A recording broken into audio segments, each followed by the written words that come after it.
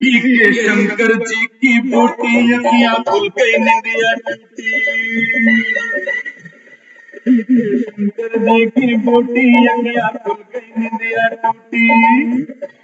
नया साल आगे सब संसार सरासे, ओए सरासे, हाय सरासे, और पिला दे यार सरासी, और पिला दे यार। पी के शंकर जी की बूटी अखियां खुल गई निंदिया टूटी। नया साल आगे सब संसार सरासे, और पिला दे यार सरासे, और पिला दे यार। पी के शंकर जी की बूटी अखियां खुल गई निंदिया टूटी। पी के शंकर जी की बूटी अखियां खुल गई निंदिया टूटी।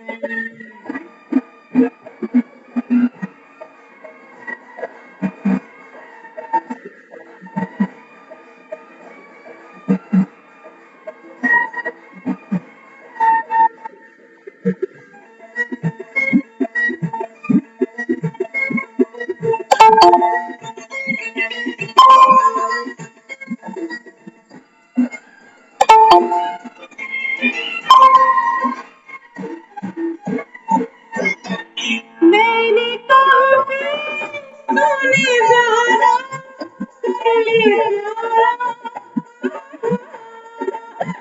मैंने कहा तूने जाना कर ले प्यारा,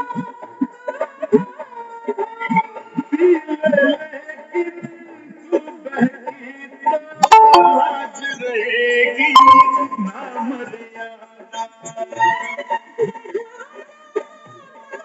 तेरे सतरा जरा सी प्यार पिला दे यार, जरा सी प्यार पिला दे यार। पी के शंकर जी की बूटी अखियां खुल गई निंदिया टूटी। शंकर जी की बूटी अखियां खुल गई निंदिया टूटी।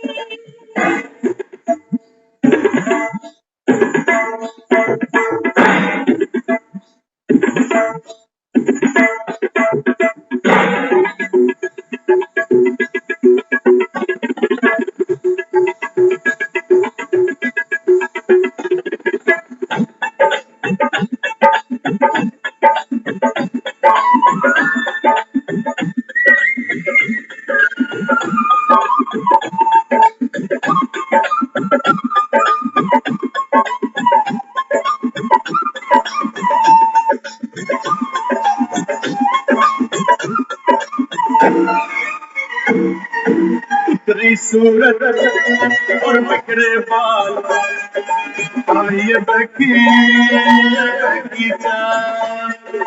उतरी सूरत बिखरे बाल, आइए बकी चाल।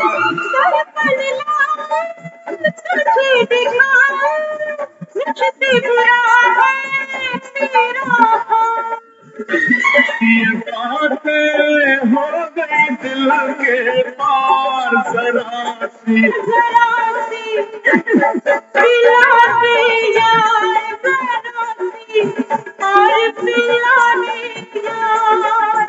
ओ पी के शंकर जी की बूटी अखियां खुल गई निंदिया टूटी। पी के शंकर जी की बूटी अखियां खुल गई निंदिया टूटी। नया साल आगे सब संसार सरासे, जरा सी सरासे, और पिला दे यार सरासे, और पिला दे यार सरासे, और पिला दे यार सरासे, और पिला दे यार।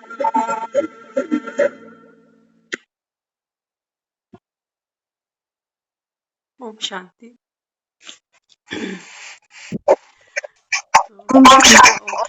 सभी को ओम शांति। तो बाबा रोज मुरली में नशे की बात करता है। बाबा कहता है बच्चे खुशी का नशा, और बाबा कहता है खजानों का नशा बाबा कहता है ये बच्चों पर चढ़ा रहे। तो उसके लिए देखो, अगर भक्ति में भी गीत छांटे तो भक्तों ने बड़े प्यारे प्यारे गीत गाए हैं। पीके शंकर जी की बूटी। बाबा कहते हैं बच्चे, बूटी तो बनाने वाला केवल एक, तुम आत्माओं का पिता मैं हूँ। बाबा कहता है तुमने भक्ति में शिव और शंकर को मिला दिया, बाप और चाचे में कोई फर्क नहीं छोड़ा तुमने। तो बाबा कहता है कि बच्चे, जब तक मैं ना आऊं तब तक, बाबा कहता है ये जो बूटी है ना, जिसको दुनिया भांग कहती है, बाबा कहता है ये बूटी वो बूटी है जिसको बाबा कहता है पीकर आत्मा के दुख, संताप, कलह, कलेश सब बाबा कहता है तिरोहित हो जाते हैं। जैसे कोई शराबी शराब पिए तो गम से बाहर हो जाता है, लेकिन कितनी देर के लिए? थोड़ी सी देर के लिए। लेकिन बाबा यहाँ समझाता है बच्चे, जो बच्चे संगम पर ये परमात्म बूटी पीते हैं, उनके लिए बाबा कहता है ये जो है ना अज्ञान की नींद, जिसको बाबा कहता है कि बूटी पीने से क्या होगा। बाबा कहता है देखो, भक्तों ने कितने प्यारे प्यारे गीत सुनाए, बनाए, गाए कि पी के शंकर जी की बूटी अखियां खुल गई। बाबा कहता है बच्चे, ये जो बूटी तुम रोज मुरली के रूप में पीते हो ना, बाबा कहता है इससे पीकर आत्मा की अज्ञान रूपी जो नींद है ना, ये बाबा कहता है टूट जाती है। और बाबा कहता है तुम्हारे ये दुख स्वप्न भी टूट गए साथ साथ। ये सब स्वप्न ही तो चल रहा है हमारा, इसी को तो हम माया कहते हैं। सपने में कोई कोठी बना रहा है, कोई लुट गया, कोई दिवालिया निकाला, हाँ, कोई कोर्ट कचहरी चला गया, क्या क्या हो रहा है, सब स्वप्न मात्र है। बाबा कहता है जैसे ही बाबा कहता है आत्मा शरीर के बिस्तर से उठेगी, बाबा कहता है ये सब सपना लगेगा। लेकिन बिना बूटी पिए तो नहीं मिलेगा। तो बाबा यहाँ समझाते, बाबा कहता है जब आप ये ज्ञान की अमृत रूपी बूटी रोज पीते हो, तो बाबा कहता है फिर नया सा लागे ये संसार। बाबा कहता है क्योंकि तुम नए बन गए। तुम में बाबा कहता है अपने अंदर नवीनता क्रिएट करी। हाँ, नया बाप, नया जन्म, नए संस्कार, नया जीवन, नई मर्यादाएं, नई जीवन शैली, नया लक्ष्य, नए लक्षण। बाबा कहता है फिर तुम्हारे लिए तो संसार नया बनना ही है। तो आज की मुरली हम जो सुनेंगे, ये कल माउंट आबू में मुरली चली है, क्योंकि कल बाबा मिलन था। तो बाबा बच्चों को समझाते, बच्चे विश्व की आत्माओं को दुखों से छुड़ाने के लिए, क्योंकि हर आत्मा तो ये भांग नहीं पी पाएगी। हाँ, क्योंकि बाबा कहता है आज भी देखो दुनिया में किसी को बोलो ना चलो भांग बढ़ रही है, सारे हिम्मत नहीं करते पीने की। कहते अरे नहीं बाबा नहीं। सबके अंदर वो करेज नहीं आता कि हम पी लें। प्रसाद कहते हैं तब भी अवॉइड कर जाते हैं। तो बाबा कहता है बच्चे, इस समय विश्व की आत्माओं को दुखों से छुड़ाने के लिए मनसा सेवा को बढ़ाओ, संपन्न और संपूर्ण बनो। तो बाबा कहता है बच्चे, दुखों के पहाड़ तो अभी और गिरने हैं। इसलिए बाबा कहता है पिक्चर अभी बाकी है। अभी बाबा कहता है पेटियां कसो, कमर कस के बैठो अभी। तो आगे बाबा समझाते, बच्चे सर्व खजानों के मालिक अपने सर्व संपन्न बच्चों को देख रहे हैं। परम पिता परमात्मा शिव और ब्रह्मा बाबा। बाबा कहता है हम दोनों मिलकर आप सर्व खजानों से जो संपन्न आत्माएं हो, भरपूर आत्माएं हो, आप बच्चों को देख रहे हैं। एक ही देने वाला है, किसी को कम और किसी को ज्यादा नहीं देते। दुनिया तो कहती है कि भगवान पता नहीं क्या सोचकर दुनिया में क्या क्या बांटता है। किसी को इतनी लंबी आयु तो किसी को। तो बाबा समझाता है कि बच्चे वास्तव में ये संगम का वो समय है जब तुम खुद स्वयं निर्धारण करते हो कि तुमको क्या चाहिए। अपना भाग्य तुम स्वयं बनाते हो। तो बाबा कहते हैं बच्चे, मैं एक ही समय पे सबको एक ही जैसा देता हूँ। ऐसा नहीं कि जो पहले आए उनको ज्यादा मिल गया और जो बाद वाले हैं उनके लिए कम पड़ गया। बाबा कहता है मैं तो सागर हूं ना, और सागर तो बाबा कहता है अखुट होता है। क्योंकि बाप अखुट खजाने के मालिक हैं। सर्व को एक जितना और एक जैसा दिया है। धारण करने वाले कोई सर्व खजाने धारण करने वाले हैं तो कोई यथाशक्ति। बाबा समझाता है मैं सबको एक जैसा देता हूँ, एक ही समय पर देता हूँ, एक ही नियत से देता हूँ। लेकिन बाबा कहता है धारण करने वाले जो बच्चे हैं ना, बाबा कहता है ये नंबरवार बन जाते हैं। कोई नंबर 1 तो कोई नंबरवार। जिन्होंने जितना भी धारण किया है उनके चेहरे नयनों से खजानों का नशा स्पष्ट दिखाई देता है। दुनिया में भी जब कोई ड्रिंक करके निकलता है ना, तो दुनिया बहुत जल्दी से ऑब्जर्व कर लेती है कि इन्होंने पी रखी है। उसकी चाल से ऑब्जर्व कर लेते हैं, उसकी आंखों से ऑब्जर्व कर लेंगे, वो जो बोलेगा उससे ऑब्जर्व कर लेंगे। ऐसे ही बाबा कहता है बच्चे ये जो बूटी आप पीते हो ना, जिसको पीकर बाबा कहता है जो आत्मा है वो कैसे बन जाती है मस्तराम। बाबा कहता है उसके चेहरे से, चलन से, रुहाब से, बोल से बाबा कहता है ये स्पष्ट दिखाई देता है कि ये रूहानी नशा चढ़ा हुआ है। तो संपन्नता का जो फकर है ये तुमको बेफिक्र बादशाह बना देता है। शराबी को देखो कभी, उसके सामने आतंकवादी भी आके खड़ा हो जाए ना, वो घबराएगा नहीं। घबराएगा नहीं, घबराएगा। ऐसे ही बाबा समझाता है। बाबा कहता है जो आत्मा खजानों से संपन्न होगी, ऐसी आत्मा बाबा कहता है सदा बेफिक्र बादशाह होगी। जहां ईश्वरीय फकर है वहां तो फिक्र हो नहीं सकता। शराबी ने शराब पी ही इसलिए है कि फिक्रों से छूटे। तो बाबा कहता है बच्चे ये ईश्वरीय भांग पीकर भी अगर तुम्हारे दुख नहीं छूटे, इसका मतलब आपने पी नहीं है। हाँ, तो बाबा यहाँ समझाता है क्या तुमको थोड़ा भी फिक्र है कि क्या होगा, कैसे होगा। त्रिकालदर्शी स्थिति में स्थित रहने वाले जानते हो जो हो रहा है वह अच्छा और जो होना है वह और भी अच्छा, क्योंकि सर्वशक्तिवान बाप के साथी हो, साथ रहने वाले हो। बाबा कहता है देखो एक शराबी होता है ना, कई बार हम देखते हैं कई लोगों को, वो जैसे अपनी सिटी से बाहर भी कहीं ट्रेवल करने जाते हैं ना, तो अपने साथ वो कैरी जरूर करके ले जाते हैं बॉटल।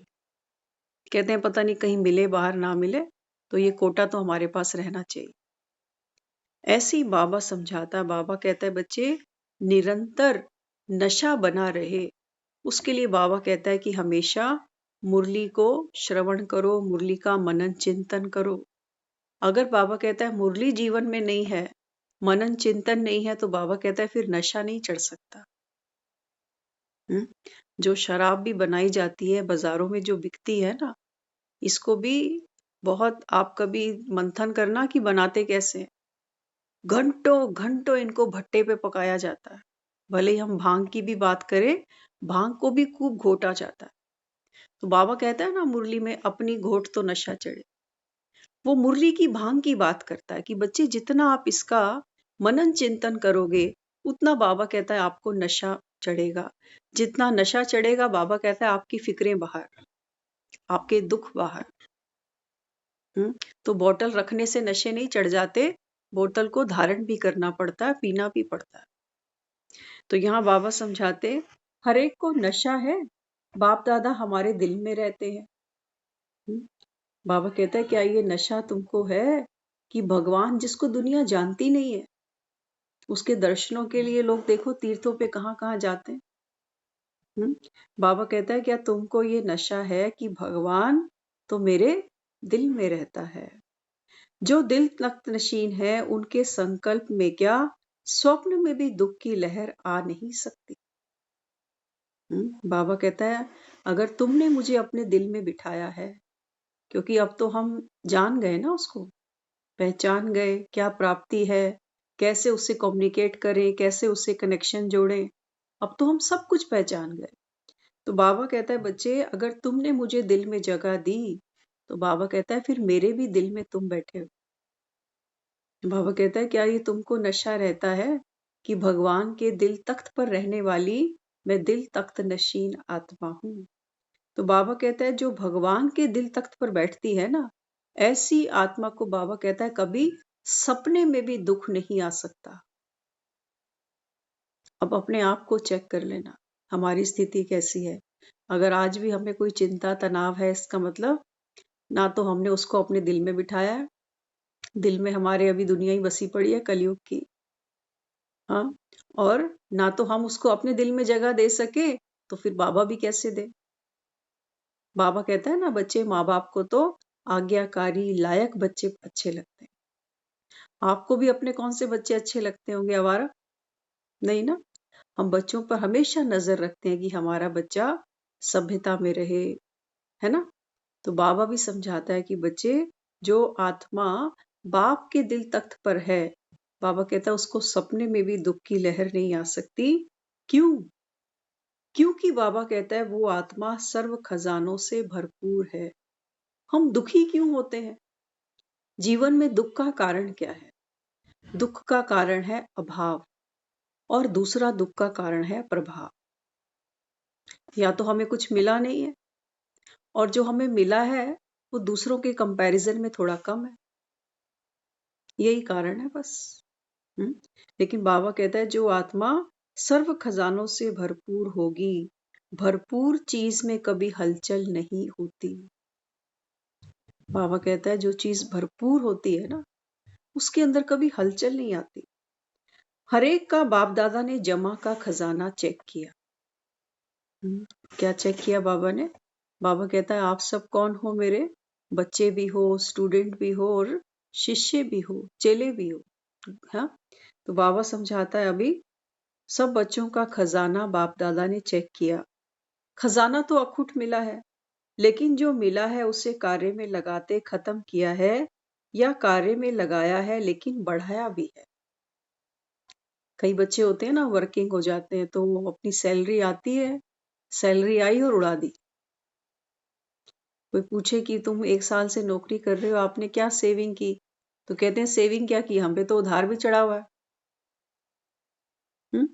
तो बाबा भी चेक करता है बच्चों को कि बच्चे आप 1 साल से मुरली सुनते जा रहे हो, हाँ, इतने गुण ज्ञान शक्तियां तुमको मिलती जा रही हैं, तो तुमने क्या जमा किया? अब बच्चे कहें बाबा जमा क्या करना था, हमें तो अपने लिए पूरा नहीं पड़ रहा। हम्म। तो बाबा यहाँ समझाता, बाबा कहता है कि बच्चे क्योंकि ये खजाना सिर्फ इस समय के लिए नहीं है।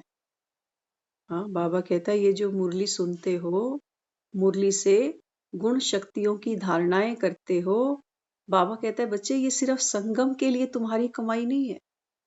बाबा कहता है आगे 21 जन्म आपको ये जमा किया हुआ पूंजी, जो बाबा कहता है ये आगे काम आएगा। तो इतना बाबा कहता है तुमने जमा किया। तो बाबा यहाँ समझाते हैं यह भविष्य में भी साथ चलना है, जमा हुआ ही साथ चलेगा। दुनिया में हम विनाशी कमाई जो भी जमा करते हैं, वो सब कहते हैं कि यहाँ का यहीं रह जाएगा। लेकिन बाबा कहता है बच्चे ये जो गुण है, ये शक्तियां हैं, बाबा कहता है इन खजानों को जितना जमा करेंगे, बाबा कहता है ये आपके साथ जाएगा। बाबा कहता है बच्चे जमा करना पड़ेगा, ऐसे काम नहीं बनेगा कि हाँ सुन लिया मैं आत्मा हूँ, अष्ट शक्तियां मेरी हैं। हाँ, तो बाबा कहता है रटने की बात नहीं है, चेक करो, जब जरूरत पड़ती है तो शक्ति आपको वो सहयोग देती है। तो बाबा यहाँ समझाता है कि बच्चे ये जमा किया हुआ खजाना साथ चलेगा। सेवा तो सभी बच्चे यथा योग व यथा शक्ति कर रहे हैं। बाबा बच्चों की रिपोर्ट कार्ड देखता है। बाबा देखता है कि बच्चे सेवा यथा शक्ति यथा योग कर रहे हैं, लेकिन सेवा का फल जमा होना, उसमें अंतर पड़ जाता है। हर एक आत्मा कर्म तो कर ही रही है ना, हम चाहे घरों में बैठे हैं, चाहे सेंटरों पे भाई बहने हैं, कोई भी आत्मा है जो भी मुरली को सुनती है, बाबा कहता है हर एक आत्मा सेवा तो दे ही रही है। आप देखो दुनिया में हमने अपनी ऑर्डिनरी लाइफ में जिसको काम बोल दिया ना, कि मैं काम में बिजी हूं, मुझे काम पे जाना है, मेरी ड्यूटी है, इसको अगर हम सेवा बोले ना तो फिर प्राप्ति है, काम में प्राप्ति नहीं है। काम तो फिर बाबा कहता है ये फिर माया याद आ गई तुमको कि मेरे घर पे काम बहुत पड़े हैं, मेरा काम खत्म ही नहीं हुआ अभी तक। तो काम माना ये है वासना। लेकिन बाबा कहता है जब आप सेवा समझकर करते हो ना, तो बाबा कहता है फिर सेवा तो सब करते हो यथा योग्य और यथा शक्ति, लेकिन सेवा का जो फल जमा होना चाहिए ना, उसमें बाबा कहता है अंतर पड़ जाता है। तो क्यों अंतर पड़ता है? बाबा समझाते हैं। बाबा कहते हैं कि बच्चे सेवा का फल जमा हुआ या नहीं हुआ, इसकी निशानी क्या है? अब कैसे जमा करें? बाबा कहता है क्योंकि जब हम कुछ सेविंग करते हैं ना, तो वहां तो हमको दिख जाता है, हमारे अकाउंट्स की जो पासबुक है उसमें पता चलता है कि बैलेंस इतना पड़ा हुआ है हमारे पास। लेकिन अब जो हम ये सारा दिन कम काम करते हैं, सेवाएं करते हैं, हमें कैसे पता चले कि ये जमा हो रहा है कि नहीं हो रहा? अब बहुत सूक्ष्म चेकिंग है, ध्यान से सुनना।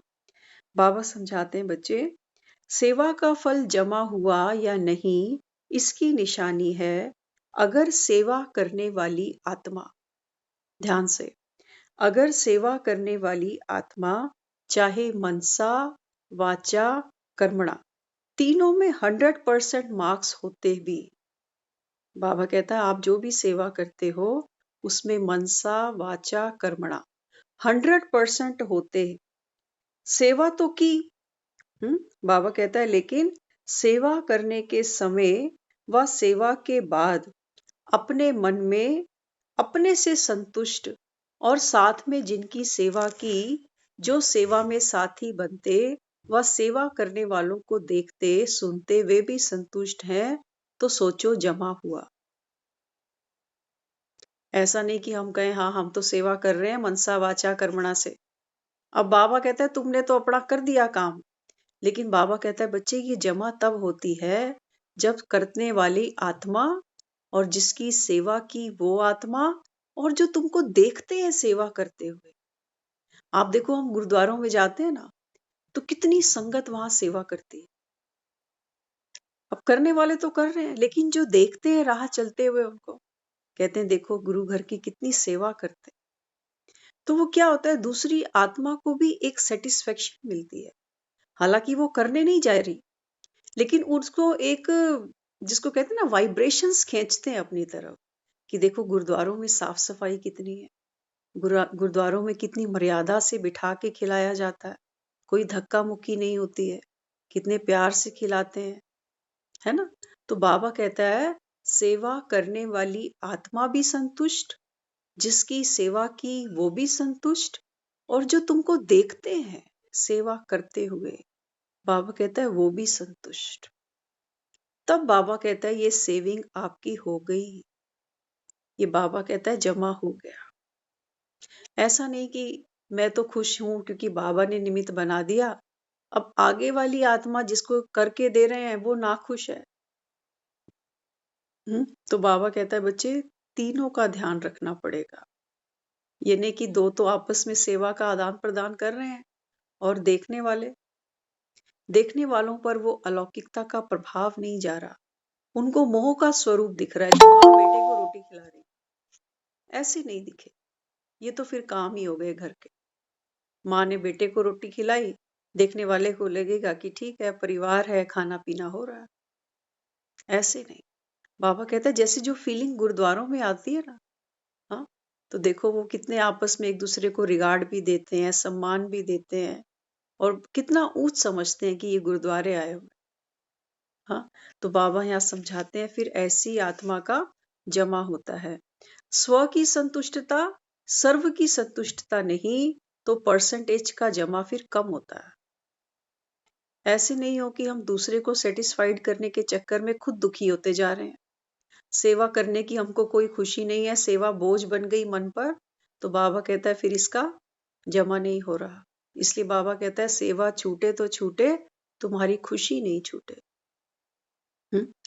तो यथार्थ सेवा की 3 बातें आज गांठ बांधना, कल भी ये बातें रिपीट हुई थी।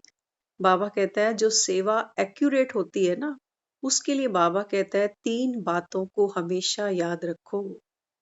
देख लो, कर्म तो हम सबको करने हैं मरते दम तक, लेकिन बाबा कहता है अगर आपके इन कर्मों में ये 3 क्वालिटीज इमर्ज होंगी तो बाबा कहता है बच्चे ये आपके साथ चलेगी कमाई। नहीं तो फिर दुनिया यही कहती है हाय चाची ताड़का रोटी कौन बनाएगा। दुनिया को अपनी रोटियों की परवाह है, ताड़का को कौन रो रहा है। तो यहाँ बाबा भी समझाता है, बाबा कहता है बच्चे सबसे पहली क्वालिटी क्या हो सेवा की, निमित्त भाव।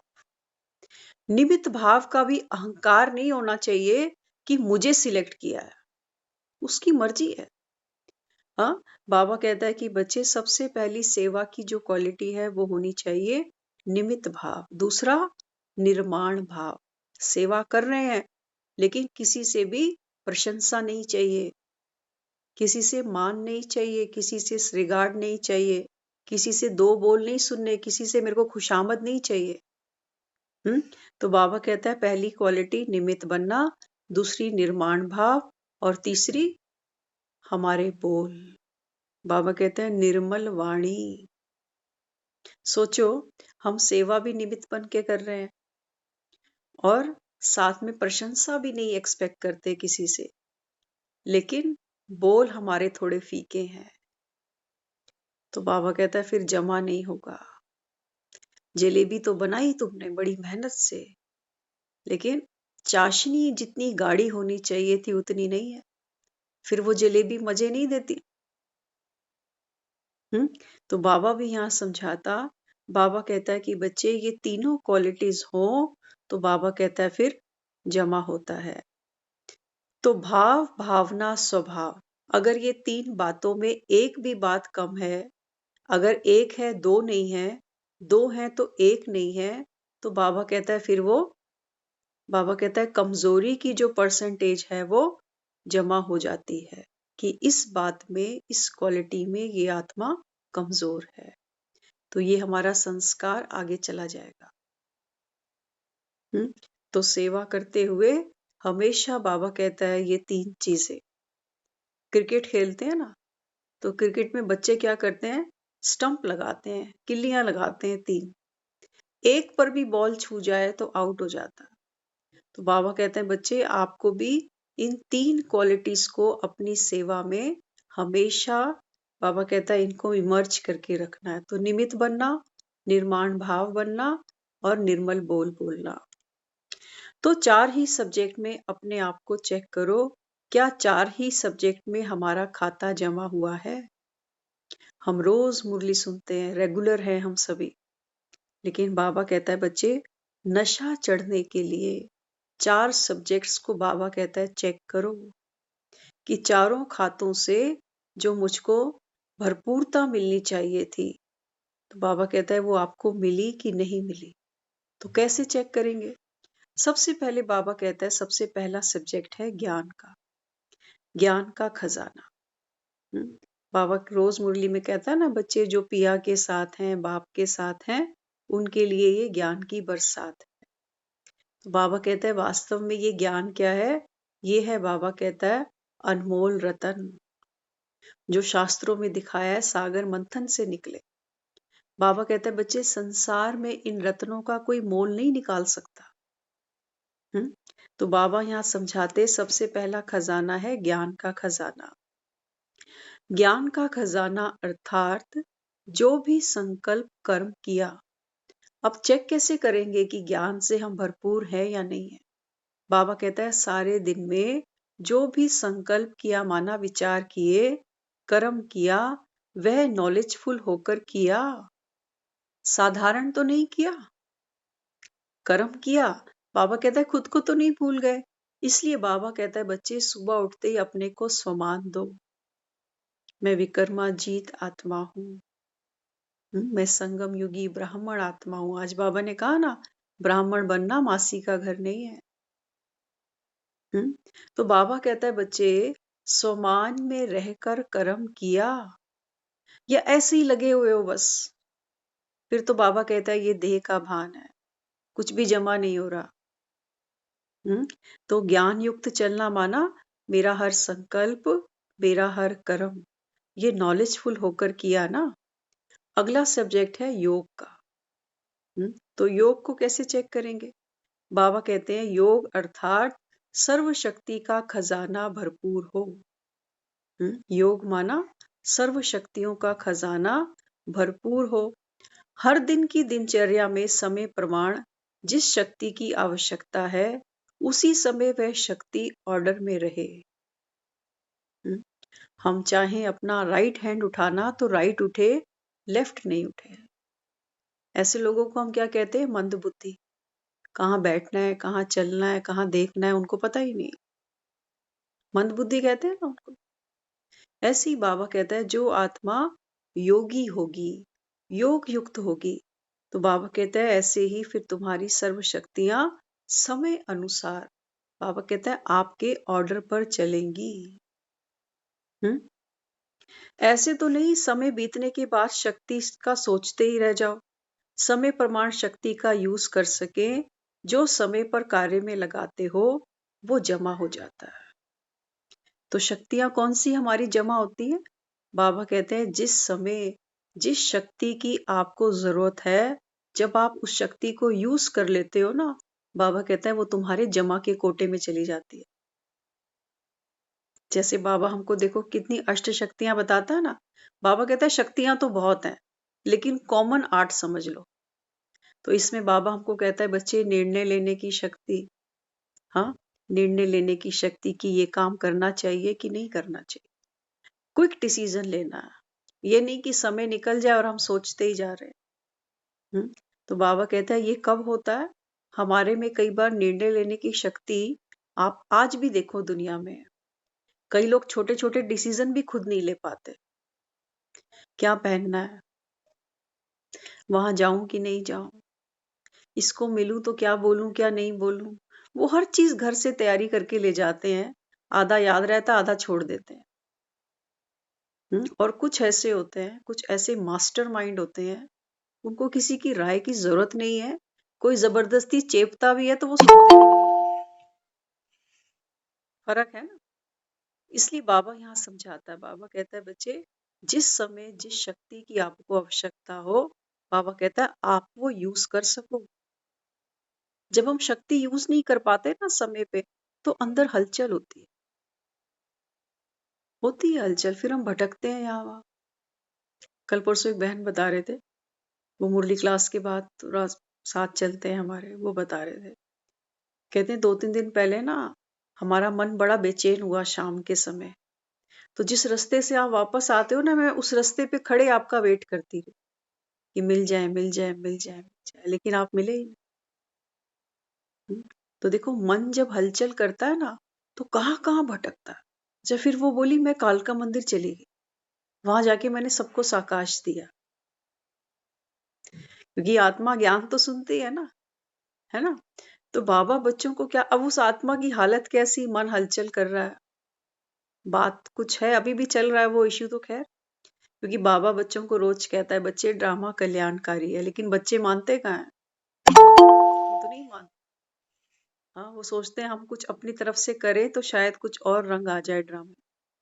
लेकिन बाबा कहता है बच्चे हर आत्मा का अपना अपना पार्ट है, और वो बाबा कहता है समय अनुसार खुलेगा, है ना। हमारे बार बार सोचने से कि इसकी लाइफ में ये काम बन जाए, वो हो जाए, वो नहीं होने वाला। हम कम से कम अपने माइंड को तो स्टेबल रखें, लेकिन हमारे में वो भी शक्ति नहीं है। तो बाबा यहाँ हमको समझाता है, बाबा कहता है जो योगी आत्मा है, बाबा कहता है वो समय पर जो शक्ति यूज करना चाहे।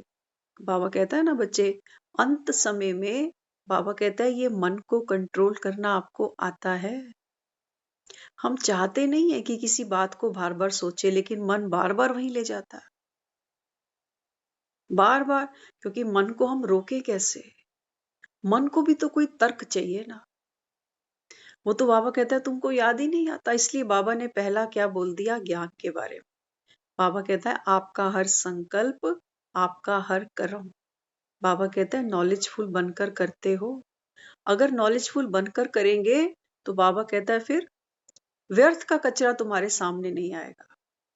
क्योंकि दुनिया में भी लोग कहते हैं कि पहले सोचो और फिर बोलो। इसलिए बाबा कहता है बच्चे नॉलेजफुल बन गए। तो बाबा आगे फिर समझाता तीसरा सब्जेक्ट धारणा का। धारणा की निशानी क्या है? बाबा कहता है बच्चे धारणा की निशानी है हर कर्म गुण संपन्न होगा। काम तो सभी करते हैं, लेकिन बाबा कहता है जो आत्मा धारणा युक्त है, धारणा मूर्त है, उसका बाबा कहता है हर कर्म गुण संपन्न होगा। जिस समय जिस गुण की आवश्यकता है वह गुण चेहरे चलन में इमर्ज दिखाई दे, खाली नहीं, फक्कड़ नहीं। हाँ, बाबा कहता है जिस समय जिस गुण की आवश्यकता है, बाबा कहता है वह गुण आपके चेहरे चलन माना आपकी पर्सनैलिटी में दिखाई दे। अगर कोई भी गुण की कमी है, मानो सरलता के गुण की कर्म के समय आवश्यकता है, मधुरता की आवश्यकता है, चाहे बोल में चाहे कर्म में। अगर सरलता मधुरता के बजाय थोड़ी भी आवेशता या थकावट है, तो बाबा कहता है थकावट के कारण फिर मधुरता नहीं होती। हाँ, तो यहाँ बाबा कहता है सीरियस भी बन जाते हो तो गुण संपन्न नहीं कहेंगे ना। क्या होता है ना कई बारी, क्योंकि बाबा जो मुरलियां समझाता है इसको थोड़ा सा और सिंपल सरल समझने के लिए थोड़े थोड़े एग्जाम्पल्स क्रिएट करने पड़ते हैं। सोचो आपने घर में किसी मेहमान को बुला लिया। अब जब मेहमान को बुलाया था तो घर पे हमको कैसा रहना चाहिए था? इजी रहना चाहिए था ना, सरल रहना चाहिए था, तनाव में नहीं रहना चाहिए था। और बोल कैसे होने चाहिए थे? मधुर होने चाहिए थे। अब घर पे किसी को बुलाया है तो ये दो चीजें तो मस्ट होनी चाहिए। इससे पहले कि हम घर में ठंडे गर्म का अरेंजमेंट करें, तो सबसे पहले बाबा कहता है सरलता और मधुरता। ये दो चीजें बाबा कहता है यहाँ इमर्ज हो, जो आत्मा धारण मूर्त है। लेकिन बाबा कहता है होता क्या है, मेहमान घर पे आ गया। अब बाबा कहता है ये गुण आपके अंदर होना चाहिए था उस समय, लेकिन होता क्या है? बाबा कहता है जहां सरलता होनी चाहिए थी वहां पर क्या होता है? डिस्कम्फर्ट। कई बार हम थक जाते हैं।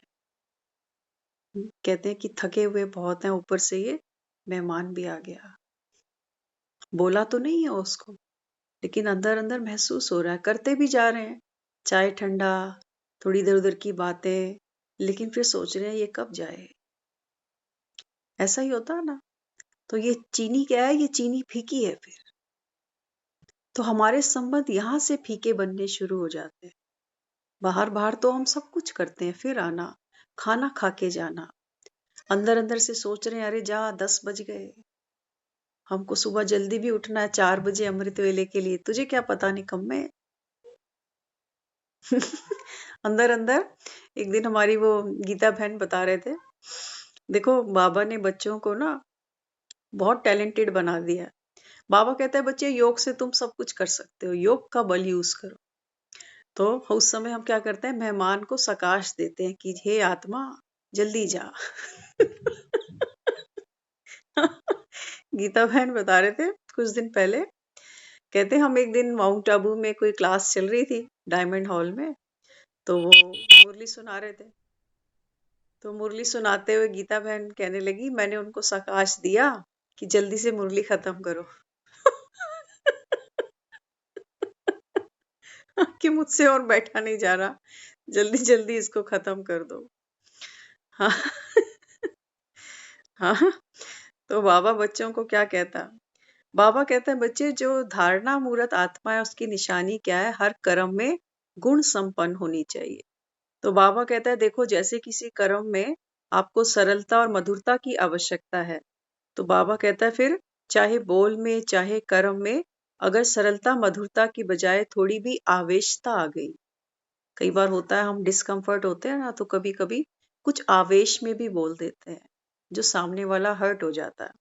और बाबा कहता है कभी कभी फिर थकावट के कारण उतनी मधुरता भी नहीं निकलती, कि थके पड़े हैं तुझे मधुरता की पड़ी हुई है, रसगुल्ले की प्लेट रखी थी सामने, अब मेरा कुछ ऊपर से और कहना जरूरी था? रसगुल्ले की प्लेट वो काम नहीं करेगी। बाबा कहता है बच्चे आत्मा सबसे पहले क्या लेती है? आप देखो हम सब अनुभवी हैं इन चीजों में। हम क्या कहते हैं कई बारी किसी किसी के घर पहुंचकर, कहते हैं आवा भगत तो बहुत अच्छी करते हैं लेकिन ऊपर ऊपर से है। करते हैं ना ऐसे, ऊपर ऊपर से। तो यहाँ बाबा भी समझाते हैं फिर इनको फिर गुण संपन्न नहीं कहेंगे। हम्म?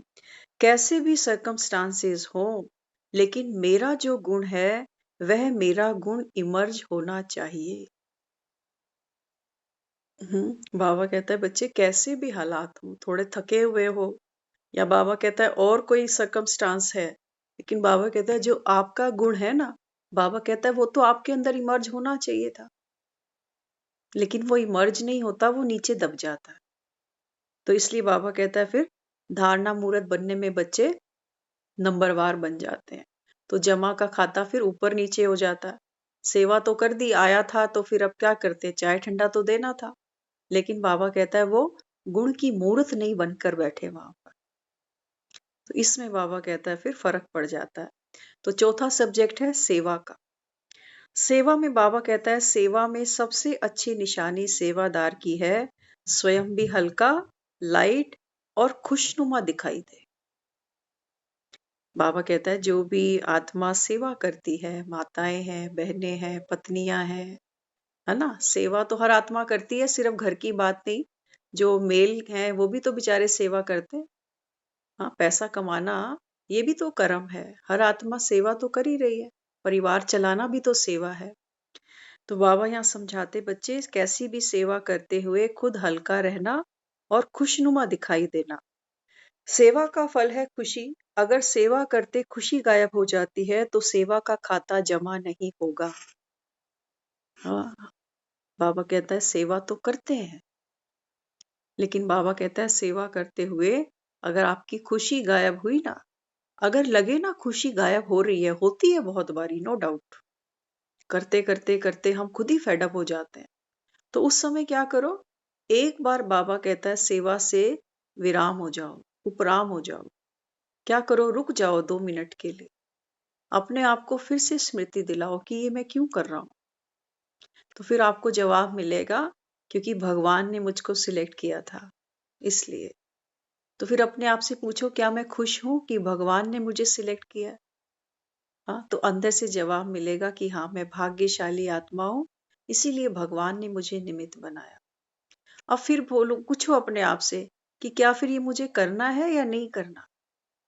तो फिर अपने अंदर से जवाब मिलेगा कि मैं कौन हूं करने वाला, ये तो भगवान करा रहा है।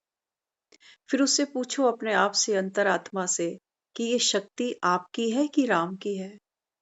तो अंदर से आपको जवाब आएगा कि कारज भी राम का, शक्ति भी राम की। हम्म। तो फिर बाबा कहता है फिर स्थिति आपकी कैसे बन जाती है, इमर्ज हो जाती है कि सेवा मिली है, मैं कितनी भाग्यशाली आत्मा हूं। लेकिन जब हम उसको अपना समझ लेते हैं ना सेवा को, कि मेरा, तो मेरेपन में फिर भार भी आता है, जिम्मेवारी भी एहसास होती है और दुखी भी हो पड़ते हैं। तो इसलिए बाबा समझाता है, बाबा कहते हैं सेवा का फल है खुशी, अगर सेवा करते खुशी गायब हो जाती है तो फिर सेवा का खाता जमा नहीं होता। सेवा की, समय लगाया, मेहनत तो की ना। अब देखो, कई कहते हैं हमने किया तो सही, भले ही रो पिट के ही सही, तो बाबा उनको भी क्या देता है।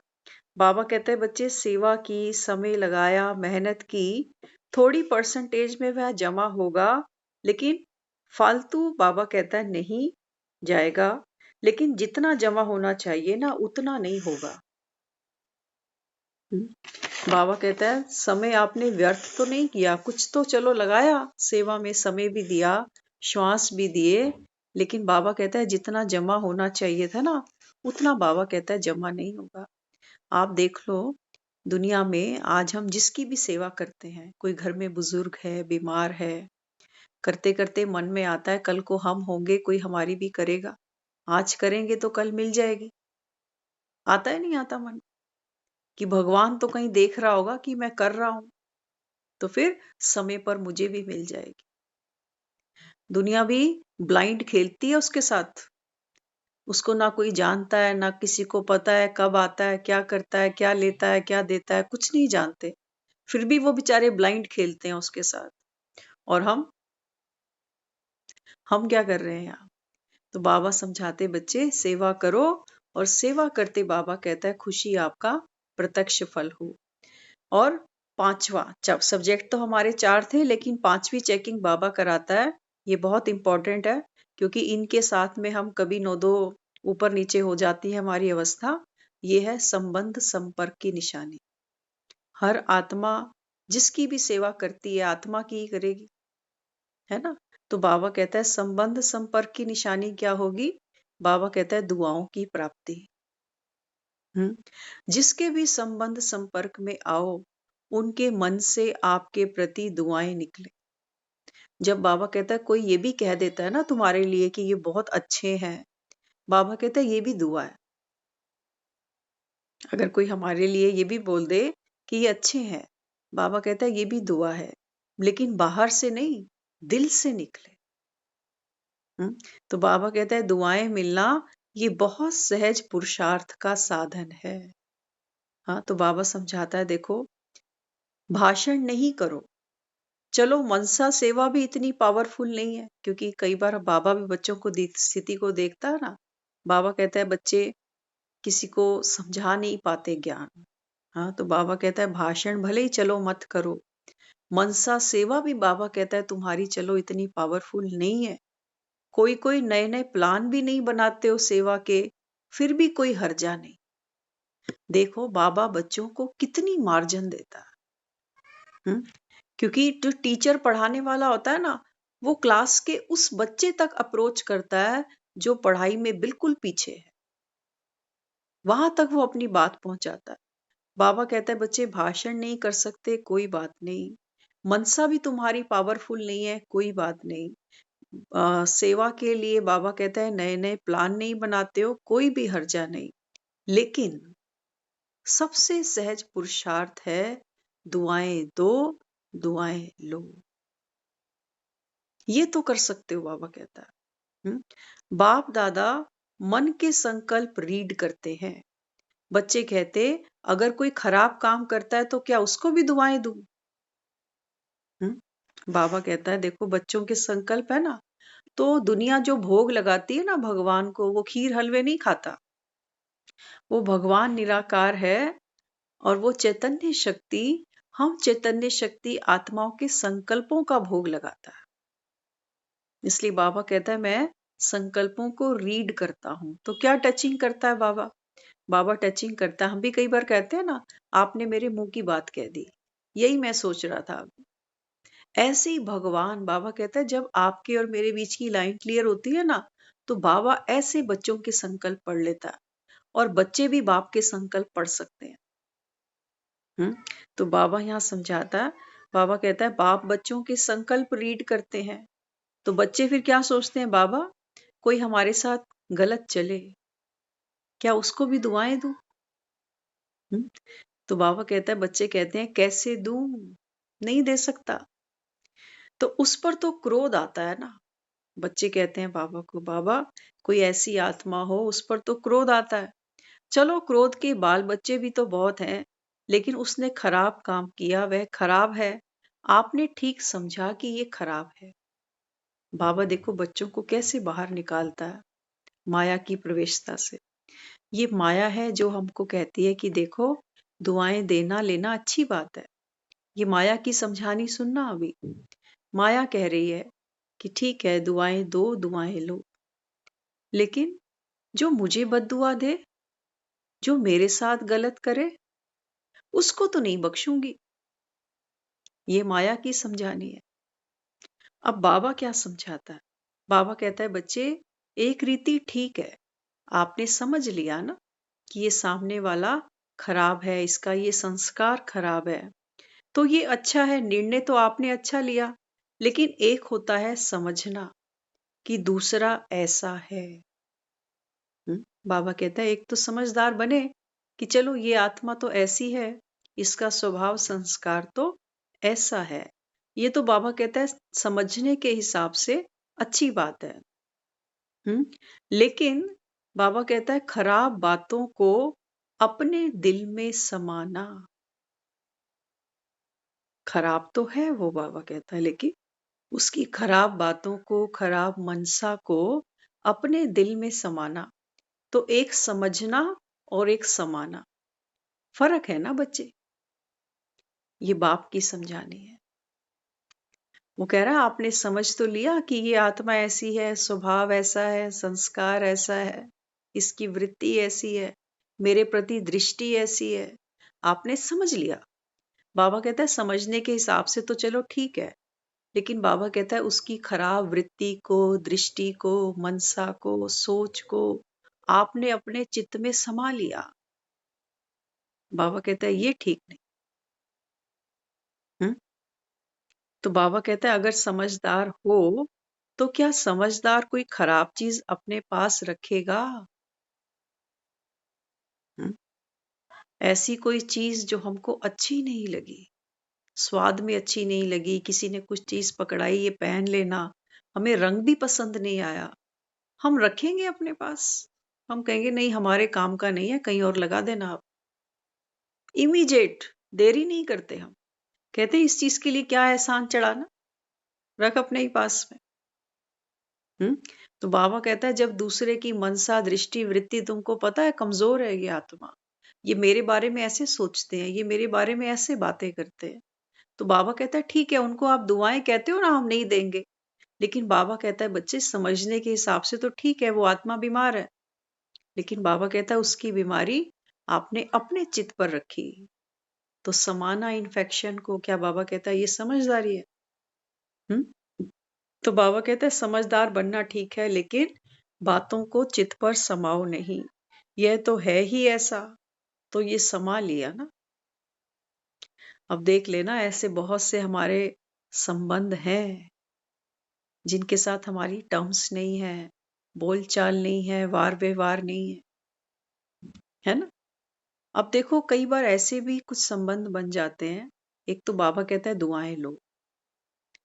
कई बार लाइफ में कुछ इतना हो जाता है कि आत्मा बिल्कुल डिनाई कर जाती है कि नहीं, कोई दुआ नहीं, बहुत बड़ी भी कई बार ऐसी बातें हो जाती है। फिर क्या करना चाहिए? फिर अपने मन को बोल देना चाहिए कि आज के बाद इनके बारे में ना तो अच्छा सोचेंगे ना बुरा सोचेंगे। दी एंड। वो ताकत भी हमारे मन में नहीं है, वो बार बार सोचता है फिर, और सोचता भी हल्का ही है। माइंड तो उसी जाता है जाता ना। है ना, हम्म? माइंड तो माइंड तो उसी उसी चीज उसी चीज। हाँ, तो माइंड को ही तो ड्राइव करना सीखना है ना हमको। जो रास्ता खड्डे खाइयों में लेके जाए वहां साइकिल गाड़ी क्यों लेके जानी? जहां मन की स्थिति गिरे, जहां सुनसान वादियों में कोई हमारी आवाज पुकार सुनने वाला भी ना हो, ऐसी जगह क्यों मन को ले जाना जहां बैठकर दुखी होना है? तो या तो मन को बोल दो कि देखो ये ही है, लेकिन ऐसा ना हो, ऐसा कोई बहुत रेयर ही होगा, बहुत रेयर। ऐसे ना हो कि हम 10-20 की ऐसी कैटेगरी बना के बैठ जाएं कि ये भी ऐसा, वो भी ऐसा, वो भी ऐसा, ये भी ऐसा। ऐसे मत कर देना कहीं, नहीं तो हमने गाड़ी को चलाने के लिए कहीं स्पेस छोड़ा ही नहीं। सेवा करोगे किसकी? आत्मा में शक्तियां यूज कहाँ करनी है फिर? हम्म? तो बाबा यहाँ समझाता है, कोई एक केस की बाबा ने बात की, कोई होगा कोर्टों में कोई। हाँ, तो बाबा कहता है वहां तो फिर ब्रेक लगा दो पूरी की, ठीक है इस आत्मा के बारे में ना अच्छा ना बुरा, उसका अपना भाग्य और मेरा अपना, है ना। लेकिन अगर हमारा मन वो भी नहीं कर पा रहा, तो बाबा कहता है इसका मतलब चित्त पर जो बातें हैं, बाबा कहता है इनको समाओ नहीं कि ये ऐसा ही है। तो बाबा कहता है फिर ऐसे समझकर उनसे व्यवहार में आना, ये समझदारी नहीं है। हम क्या करते हैं जनरली, हम जब किसी से मिलते हैं ना तो कोई हमको वाया वाया बताता है कि ये ऐसी है, हमने कभी उससे कोई लिंक किया भी नहीं, क्रिएट पता भी नहीं व्यवहार में ये कैसे हैं, लेकिन सुनने में आ गया कि बहुत चापलूसी करती है ये। होता है कई बारी, बहुत चापलूसी करती है। अब वो साधारण बात भी करेगी ना तो हमको ट्रिगर करेगा कि ये मेरी चापलूसी कर रही है। कोई आपको बोल जाए कि इसकी ऐसी आदत है घर से कुछ कुछ उठाने की, तो हमारे साथ वो पहली बार टच में आई आत्मा और हमारे मन में आया कि ये चोर है, हो सकता है उस आत्मा ने अपने संस्कार को परिवर्तन किया हो। हमने देखा है ऐसे लोगों को। बचपन में हमने ऐसे बच्चों को देखा जो उस समय चोरी करते थे, क्योंकि वहां उस समय उनको पॉकेट मनी नहीं मिलती थी। लेकिन जब वो बच्चे कमाने लग गए ना, तो दूसरे की पैसे की तरफ देखा भी नहीं उन्होंने। तो हर एक आत्मा को जब हालात बदलते हैं ना, एक परिवर्तन मिलता है उसको। अपने हर एक की हम खुद भी हम देखें अपनी डे टू डे लाइफ में, हम हमारी भी सोच परिवर्तन होती है अपने लिए, दूसरों के लिए, हालात के लिए। तो दुनिया तो है ही परिवर्तन, और आत्मा भी तो देखो चैतन्य धारा ही तो है। ये क्यों नहीं बदलेगी? ये भी बदलेगी। तो यहाँ बाबा कितनी हमको हम्म कितनी कितनी बार बार ऐसा ऐसा होता है होता है हम्म कि कि ध्यान ध्यान ना ना उसी उसी तरफ तरफ। हाँ, बिल्कुल। जहाँ दांत टूटा हुआ होता है ना, जीभ बार बार घूम घूम के वहीं जाती है। करके देखना कभी भी। जहां दांत सारे होंगे वहां जीभ नहीं जाती। एक जगह जहां खालीपन होता है ना, जीभ बार बार वहीं जाती है। इसीलिए बाबा हमको ये हिदायत देता है कि ये खालीपन आने मत देना। दांत तो गिरेगा, हमारा कंट्रोल नहीं है, लोग वो भी नकली लगवा लाते हैं। लेकिन कोई भी संबंध हमारा जो हिल रहा हो, दांत पहले हिलते हैं फिर गिरते हैं। अगर कोई भी संबंध हमारा हिल रहा है या हमको दर्द दे रहा है, तो बाबा कहते हैं बच्चे इलाज करो बजाय सीधा निकाल देने के। दांतों को बाहर निकालना समझदारी नहीं है, वो समय पे बेचारा चला ही जाएगा अपने। कोई भी संबंध है ना, हम सोचते हैं ये ना ही होता तो अच्छा। कई बार हमको इतना दुख मिलता है वहां से। लेकिन बाबा कहता है बच्चे ऐसा नहीं क्रिएट करो संकल्प। हर एक दांत समय पर अपने आप गिरेगा। लेकिन बाबा कहता है तुम्हारे कर्मों के खातों में ये पूंजी जमा होने वाली है। फिर आज तुम किसी के लिए सोच रहे हो, कोई कल तुम्हारे लिए सोचेगा। हम्म तो क्या करना चाहिए? कोई दांत संबंध कुछ हिल रहा है, कुछ दर्द है, तो बाबा कहता है बच्चे पेन किलर। दर्द को खत्म करना है, दांत को थोड़ी खत्म करना। तो क्या करें फिर? पेन किलर बाबा दे रहा है। बाबा कहते हैं बच्चे पेन किलर ये है कि उस समय जिस भी आत्मा के प्रति मन बार बार विचार करता है ना, बाबा कहता है कांटे से कांटा निकालो। पैर में कांटा चुभता है ना, तो तलवार नहीं उठाई जाती उसके लिए, कांटे को कांटे से निकाला जाता है। तो जो भी बात, जो भी चीज पुरानी हमको दर्द देती है, हो सकता है उनकी कही हुई कुछ बातें हो, उनका हमारे प्रति नजरिया हो, वो जो दूसरों को कहते फिरते हैं, वो कुछ भी हो सकता है, वो कैसा भी कांटा हो सकता है। अब उसको निकालने के लिए क्या करना पड़ेगा? ध्यान रखना, कांटा हम अपने पांव से निकालेंगे। पांव से निकालेंगे माना बुद्धि से निकालेंगे, तो आराम हमको मिलेगा। होता क्या है, हम कई बारी सोचते हैं अच्छा मैं उसके लिए अच्छा अच्छा सोचूं और वो मेरे लिए। हमने कांटा अपने भीतर से निकाला है, तो हम अच्छा सोच सकते हैं। उसने कांटा नहीं निकाला, उसको दर्द होता जाएगा। जब तक वो आत्मा स्वयं अपना कांटा नहीं निकालेगी, तब तक वो आत्मा हमारे बारे में वैसा सोचती जाएगी। वो अपना कर्म बीज खुद बोएगी, खुद काटेगी। लेकिन कम से कम मैं तो अपने दर्द को आराम दूं, क्योंकि मैं तो ज्ञान सुनता हूं। मैं तो शिव की बूटी रोज खाता हूं। अगर मैं भी बीमार हूं, मैं भी दर्द में हूं, तो इस बूटी का मैंने क्या लाभ लिया? हम्म तो क्या पेन किलर है? बाबा ने हमको समझा दिया। बाबा कहते हैं बच्चे समझदार बने ना, तो समझदार बन के आपने ये डिसीजन ले लिया कि ये आत्मा ऐसी, इसका स्वभाव ऐसा, इसका बोल ऐसा, इसकी दृष्टि ऐसी, मेरे प्रति इसकी वृत्ति ऐसी।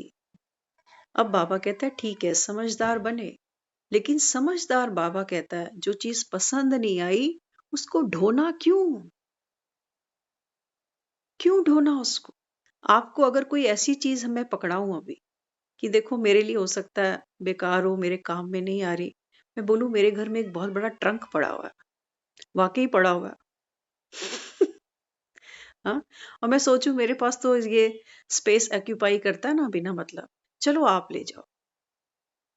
अब ये आपको सोचना है कि मेरे पास तो 2 ही कमरे हैं, पहले ही खचाखच भरे हुए हैं, और मैं कहूं नहीं लेके जाओ लेके जाओ लेके जाओ। आप कहां तक ढोगे उसको? यही हो रहा है। हम अपने अपने घरों के ट्रंक निकालते हैं और किसी के ऊपर यहाँ छोड़ देते हैं कि भैया तू संभाल इसको। इसलिए बाबा कहते हैं व्यर्थ सुनो नहीं। दुनिया क्या करती है, अपना व्यर्थ का कचरा हमारे सर पे छोड़ती जाती है कि ये भी सुन, आज ये हुआ, कल वो हुआ, वहां से ये हुआ, उसका ये हो गया। और हमको पुराना चस्का है ये चाट पकौड़ी खाने का, हम बड़े मजे से खाते हैं। उसका क्या हुआ, कल क्या हुआ था, इसके बाद क्या हुआ, पूछते नहीं पूछते। तो बाबा कहता है बच्चे ये क्या करता है, ये हमारी बुद्धि को स्टेबल नहीं रहने देता, ये हमारी बुद्धि को प्रभाव में जल्दी ले आता है, तो हम जल्दी जल्दी रिएक्ट कर देते हैं। इसलिए बाबा कहता है समझदार बन गए तो बाबा कहता है फिर भीतर नहीं समाओ। मौसम खराब होता है, आंधी आती है, क्या करते हैं, फटाफट खिड़कियां कर्टेन्स लगा देते हैं ताकि बाहर की धूल मिट्टी अंदर नहीं आए। ऐसे ही बाबा कहता है बच्चे दुनिया में तो व्यर्थ की आंधियां चल रही हैं। घर पर भी किसको बिठा के 2-2 4-4 घंटे बैठते हो ना, वो भी चेक कर लेना। वो तो चला जाएगा राम कहानी गा के अपनी, कभी इस रिश्तेदार की, कभी उसकी, फिर हमको भी छेड़ेगा, हमारे भी दांतों को हिलाएगा कि यहाँ दर्द है अभी। अब उस दर्द दांत में दर्द है, मतलब हमारे संबंधों के बारे में पूछेगा कि आपका वो संबंध अभी ठीक है उनके साथ, तो चेक कर लेना, वो दांतों को छेड़ रहा है अभी। हम स्टेबल करने में लगे हुए हैं, वो छेड़ने में लगा हुआ है, क्योंकि यहाँ तो दर्द से दर्द कंपेयर हो रहा है कि तेरा बड़ा कि मेरा। इसलिए बाबा समझाता, बाबा कहते हैं बच्चे ऐसे समझ करके व्यवहार में आना ये समझदारी नहीं है। इसीलिए जब भी किसी से मिलो, चाहे आप उसको कई सालों से मिलते आ रहे हो, लेकिन बाबा कहता है जब ये शिव की जब बूटी पीते हो ना, तो बाबा कहता है फिर क्या हो जाता है। हाँ, गीत में हमने सुना ना, जो शिव की बूटी पीते हैं उनकी अखियां खुलती हैं, कौन सी, ज्ञान के नेत्र खुलते हैं और नया संसार मिलता है। तो जब भी किसी से मिलो, हमेशा ऐसे मिलो, दुनिया तो कहती है फर्स्ट इंप्रेशन लास्ट इंप्रेशन, लेकिन इसी की वजह से हमारे रिश्ते आज इतने अच्छे नहीं है। हमेशा जब भी किसी से मिलो, ये सोच के मिलो कि आज हम एक नए इंसान से मिल रहे हैं। तो हम में भी नवीनता होगी, तो सामने वाले में भी हमको कोई विशेषता दिख पाएगी। अगर पुराने ट्रैक पे पुराने चश्मे से ही सबको देखते जाएंगे, तो किसी में कोई विशेषता मिलने ही नहीं वाली। कहेंगे हम तो इसको इतने सालों से जानते हैं, आज तक तो कुछ विशेषता दिखी नहीं, अब कहाँ से ले आया। राजयोग तो हम सीख रहे हैं, वो थोड़ी सीख रहा। और मजे की बात है, जो राजयोग सीखते हैं वो भी कहते हैं हमें ये विशेषता अभी आई नहीं है। तो बाबा बच्चों का जो जमा का खाता है वो चेक करता है। चेक करने के बाद बाबा समझाता है कि बच्चे अपनी खुद की चेकिंग करो, चारों सब्जेक्ट्स को चेक करो। और बाबा कहता है हर सेवा करते हुए ये 3 क्वालिटीज, निमित्त, निर्माण चित्त और निर्मल बोल। तो बाबा कहता है ये जो जमा करोगे ना, ये बाबा कहता है बच्चे आपके साथ जाएगा। उसको फिक्र है हमारी, ये ना हो कि यही लड़ मर के आपस में सब कुछ खत्म कर दें यहाँ पर। बाबा कहते हैं नहीं, ये जन्म आपका इम्तिहान है। इस समय बाबा कहता है आपको रूहानी गुलाब बनकर महकना है, चाहे आसपास बाबा कहता है कितने भी विकारों के विघन हो, कांटे हो, इनके बीच बाबा कहता है आपको खिलकर दिखाना है। लेकिन उसके लिए क्या करना पड़ेगा?